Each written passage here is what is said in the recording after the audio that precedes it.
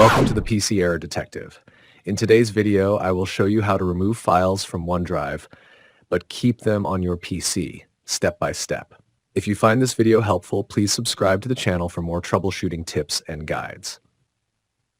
Step 1. Start by opening File Explorer on your computer.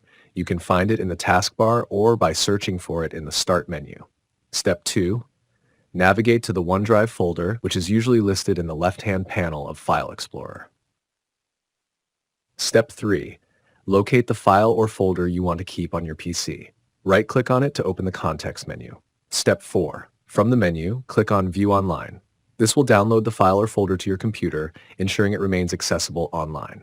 Step 5. After the file has been downloaded, right-click on it again and select Delete. This option will remove the file from OneDrive storage, but keep it saved locally on your PC. And that's it. You've successfully removed files from OneDrive while keeping them on your PC. Thanks for watching.